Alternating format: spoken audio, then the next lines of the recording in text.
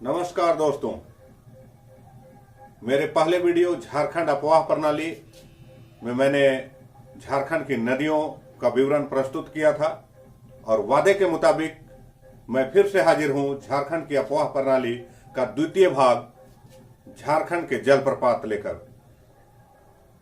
मुझे उम्मीद है कि पहले वीडियो से आप काफी लाभान्वित हुए होंगे और तैयारी करने वाले बच्चों के लिए खासकर यह वीडियो समर्पित है उन छात्रों के लिए जो झारखंड में किसी भी परीक्षा की तैयारी कर रहे हैं। तो आइए प्रारंभ करते हैं हमारा आज का चैप्टर। क्लास शुरू करने से पहले आप मेरे वीडियो को लाइक और सब्सक्राइब जरूर करें और इसे अपने दोस्तों तक शेयर करके उन तक पहुंचाएं, जिससे वे भी झारखंड के किसी भी तरह की परीक्षा की तैयारी सफलतापूर्वक कर सकें। तो आइए देखते हैं हम झारखंड अफवाह प्रणाली का द्वितीय भाग, झारखंड के जलप्रपात। झारखंड को स्टेट ऑफ वाटरफॉल्स कहा जाता है। जलप्रपातों का राज्य है झारखंड। पठारी इलाका होने के कारण यह पूरा ही राज्य जगह जगह पर जलप्रपात बनाता है। नदियां जब काफी ऊंचाई से गिरती है तो हम उसे जलप्रपात का नाम देते हैं।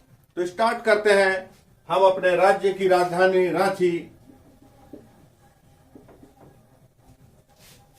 से। तो बात करते हैं रांची में सबसे पहले जो जलप्रपात है वह है हुंडरू जलप्रपात। हुंडरू जलप्रपात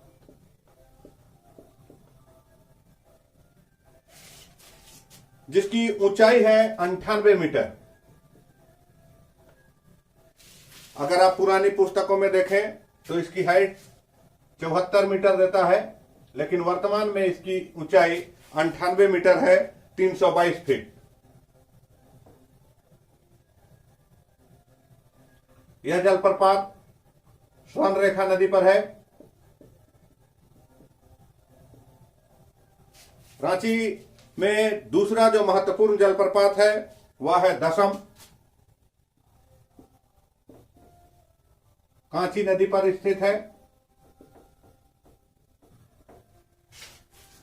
इसकी ऊंचाई 44 मीटर है। रांची में जो तीसरा जलप्रपात है वह है जोन्हा जलप्रपात। वास्तव में जोन्हा जो है एक गांव का नाम है।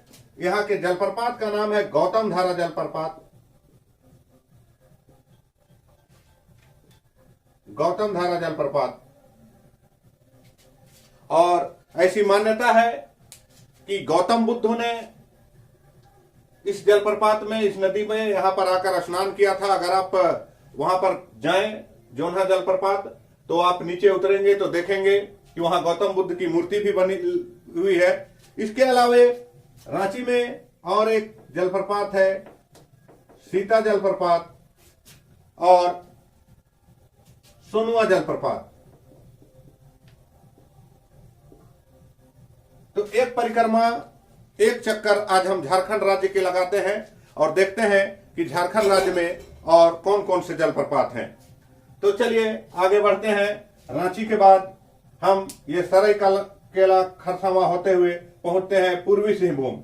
अगर हम पूर्वी सिंहभूम की बात करें तो यहां एक जलप्रपात है और वह है धारागिरी जलप्रपात।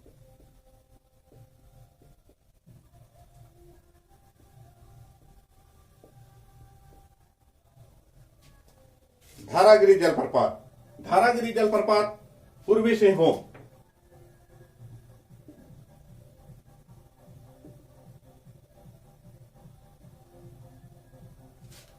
पूर्वी सिंहभूम में धारागिरी जलप्रपात से होते हुए हम पहुंचते हैं पश्चिमी सिंहभूम की ओर।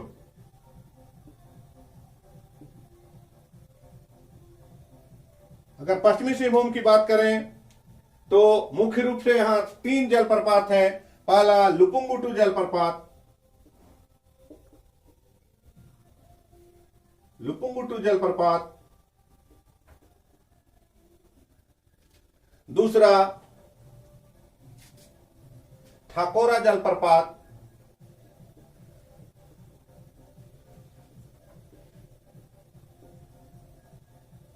और तीसरा हिरनी जलप्रपात।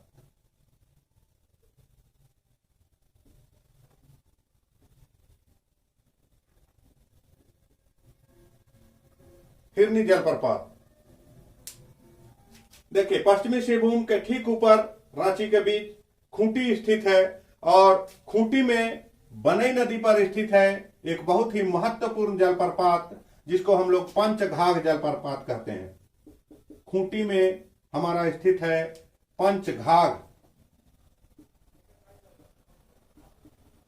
पंचघाघ जलप्रपात जो बनई नदी पर है।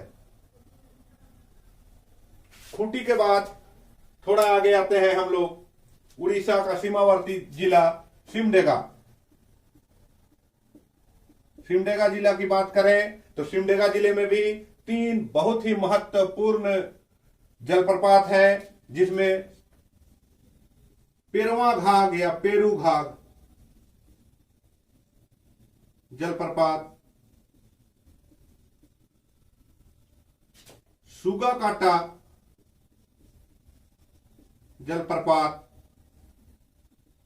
और केला घाघ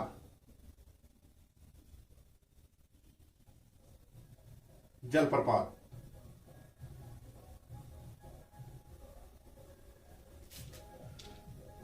सिमडेगा के बाद हम घूमते हुए चलते हैं गुमला जिले की ओर। यह हमारा गुमला जिला है और गुमला जिला की बात करें तो यहां भी कई जलप्रपात हैं जिनमें सबसे प्रमुख है सदनी घाघ। सदनी घाघ जलप्रपात और सदनी घाघ जलप्रपात की ऊंचाई है 60 मीटर।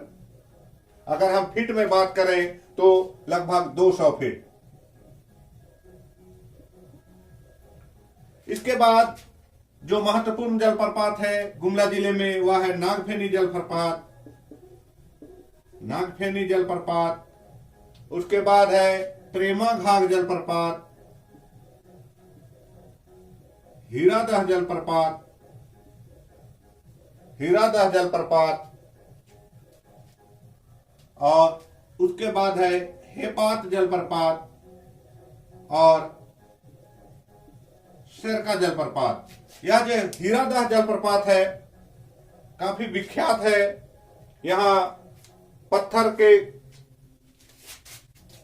चट्टानों में खोह या कंदरा के जैसे गुफा बनाते हुए पानी बहता है और कई बार इसमें दुर्घटनाएं भी होती है, तो इसलिए यह प्रसिद्ध है यह जलप्रपात। गुमला के बाद हम देखते हैं गुमला की सीमा से सटा हुआ एक जिला है, वह है लोहरदग्गा। और लोहरदग्गा में एक बहुत ही प्रसिद्ध जलप्रपात है धरधरिया जलप्रपात। धरधरिया जलप्रपात। लोहरदग्गा के बाद हम आगे बढ़ते हैं। लोहरदग्गा के बाद जो हमारा जिला है वह है लातेहार। लातेहार जिला में भी कई सारे जलप्रपात हैं और जिनमें सबसे प्रमुख जलप्रपात है लातेहार। लातेहार में सबसे प्रमुख जलप्रपात जो है वह है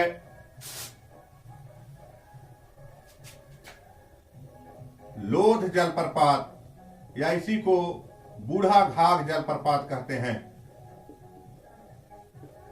सबसे महत्वपूर्ण बात कि यह जलप्रपात झारखंड का सबसे ऊंचा जलप्रपात है। झारखंड का सबसे ऊंचा जलप्रपात जिसकी ऊंचाई 143 मीटर है, जिसकी ऊंचाई है 143 मीटर, 467 फीट, 467 फीट।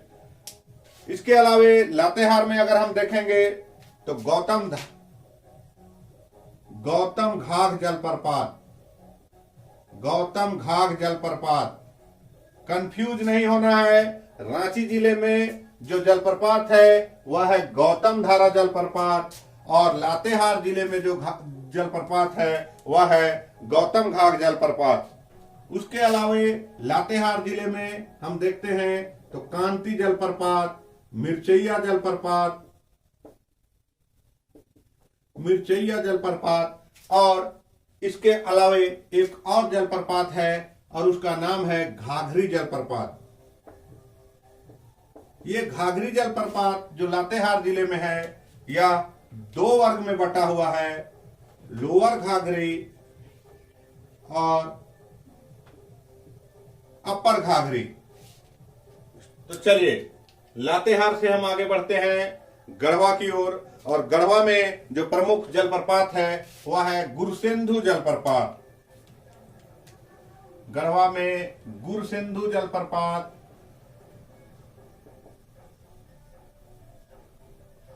इसके अलावे हेसातु जलप्रपात,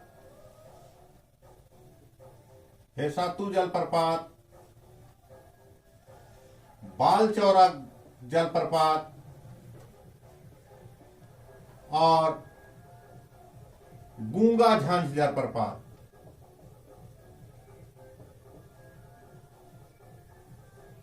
गूंगा झांझ जलप्रपात। गढ़वा के बाद हम आगे जाते हैं पलामू में। यह हमारा पलामू है, पलामू, और पलामू जिले में मुख्य रूप से एक ही जलप्रपात है और वह है कुंड जलप्रपात। कुंड जलप्रपात। पलामू से आगे हम बढ़ते हैं। अगर पलामू से हम आगे बढ़ेंगे तो यह हमारा है चतरा जिला, और चतरा जिला में प्रमुख रूप से हम देखें तो एक तमासीन जलप्रपात है, तमासीन जलप्रपात। इसके अलावे चतरा में मालूदाह जलप्रपात है, केरादाह जलप्रपात है, और साथ ही चतरा में हमारा गोवा जलप्रपात है। तमासीन जलप्रपात मित्रों, चट्टान के ऊपर से पानी गिरता है, बिल्कुल ही गजब और शानदार का दृश्य होता है। एक छत की तरह नीचे पूरा चट्टान के अंदर आप जाकर खड़े हो सकते हैं और बाहर से पानी गिरता है।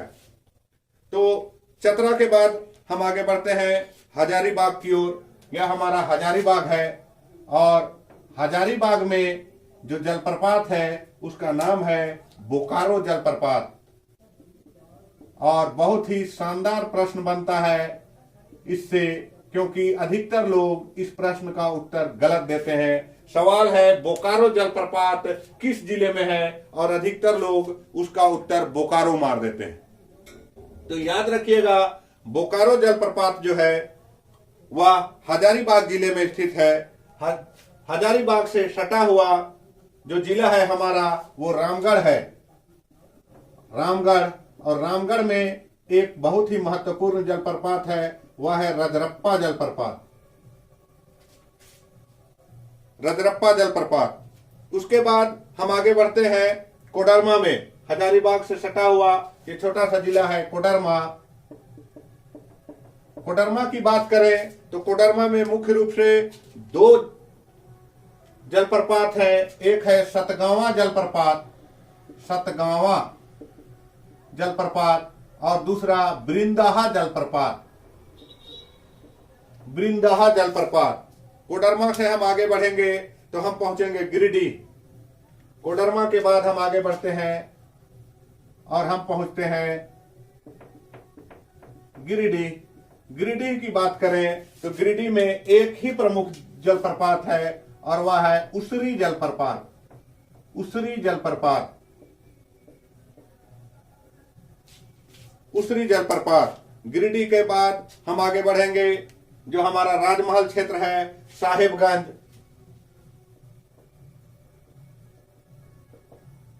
साहेबगंज में जो हमारा जलप्रपात है वह है मोतीहारी जलप्रपात, मोतीहारी, मोतीहारी जलप्रपात।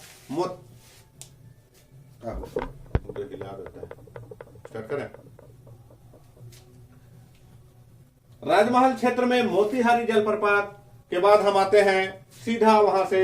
ये मैदानी इलाका है और ये संथाल इलाके में थोड़ा जलप्रपात कम है। उसके बाद हम सीधे आते हैं, यह हमारा है धनबाद, और धनबाद शहर में भटिंडा या मुनिडीह नाम का जलप्रपात है, भटिंडा जलप्रपात या मुनिडीह जलप्रपात। मुनिडी जलप्रपात। उसके बाद धनबाद के बाद हम आते हैं सीधा बोकारो, और बोकारो में जो हमारा जलप्रपात है उसका नाम है लुगुबुरु घंटाबारी जलप्रपात। लुगुबुरु घंटाबारी जलप्रपात।